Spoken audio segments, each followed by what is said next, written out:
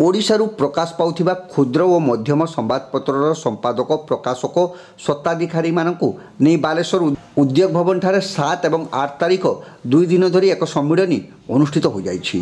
द्वितीय दिवस में मुख्यतः क्षुद्र और मध्यम संवादपत्रर संपादक माने प्रकाशन क्षेत्र में देखा देउथिबा समस्या उपरे आलोचना करथिले। केंद्र और राज्य सरकार क्रमागत भाव एही संवादपत्र गुड़िक प्रति अवहेला प्रदर्शन करुथिबारु सदस्य माने सरकारक दृष्टिभंगी परिवर्तन करिया पई दाबी करथिले। क्षुद्र मध्यम संवादपत्र गुड़िक एक स्वतंत्र विज्ञापन नीति प्रणयन करिया पई दाबी करा जायथिला। वर्ष वर्ष धरी सरकारी अनुमोदन पई आवेदन करा जायथिबा संवादपत्र गुड़िक प्रति कहड़ मनोभाव प्रदर्शन करी सरकारी अनुमोदन करा जाऊ।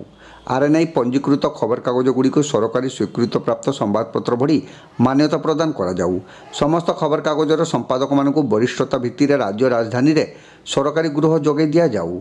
एही बड़ी 7 दफा दाबी सरकारक ठारे रखिबा पई प्रस्ताव गृहीत होइथिला। एही अवसर में आगामी 2 वर्ष पई सांगठनिक निर्वाचन करा जाई ओडिशा क्षुद्र और मध्यम संवादपत्र संगठनर राज्य कमिटीर अध्यक्ष भावे रवि रथ, सभापति भावे वंशीधर जेना, कार्यकारी सभापति भावे डॉक्टर जीवन कुमार दीक्षित, उपसभापति भावे अक्षय कुमार नायक, रमाकांत परिजा, स्वदेश चंद्र दास, साधारण संपादक भावे ज्योतिरंजन महापात्र, संगठन संपादक इंजीनियर जगदीश मिश्र, सेहीपरि संपादक भावे सुखदेव परिडा, सुशांत कुमार साहू, निरंजन पट्टनायक कोष अध्यक्ष भावे तपन कुमार पति, कार्यकारी कमिटी सदस्य भावे मनोज बेहेरा, गणेश विषयी, भागीरथी स्वाई, बाबुली बेहेरा, अमर पंडा, आत्र त्राणपति, अतनु नायकों को सर्वसम्मतिक्रमे निर्वाचित करा जायथिला। एही अवसर में विभिन्न क्षेत्र में उल्लेखनीय अवदान पई 6 जन विशिष्ट प्रतिभागी मानकु संबर्धित करा जायथिला।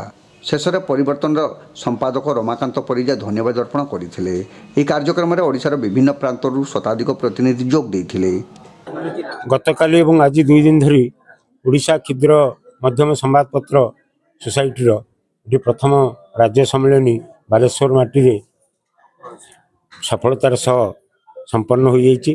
विशेष करी मु आमर वंशीधर बाबू एवं जगदीश बाबू एमान को धन्यवाद देवी। से उद्यम यह सफल होती। आमर मुख्यतः समस्या है सरकार क्रमागत भाव में क्षुद्र मध्यम संवादपत्र गुड़ी को अणदेखा करके आसुच्चंती एवं से सरकार दोषर शिकार भी होती। बहुत संवादपत्र विभिन्न क्षेत्र में असुविधार सम्मुखीन होती। ताकू किभली भाव में लाघव करवा से उद्यम आम आज संगठन तरफ राज्य सम्मेलन करछु। संवादपत्र विरुद्ध रे गोटे बार नीति आरंभ कर निश्चित भाव में लड़ाई हम। आज क्षुद्र मध्यम संवादपत्र को एक संवादपत्र भाव में मान्यता देना ये राज्य सरकार प्रथम से कथा को लेकिन लड़ाई आरंभ हम।